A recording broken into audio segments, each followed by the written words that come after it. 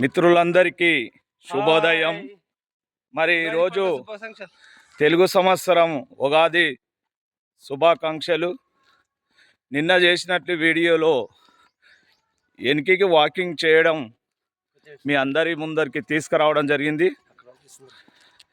మరి ఈరోజు అదేవిధంగా డైలీ 1/2 కిలోమీటర్ వెనక్కి వాకింగ్ చేయడం జరుగుతుంది.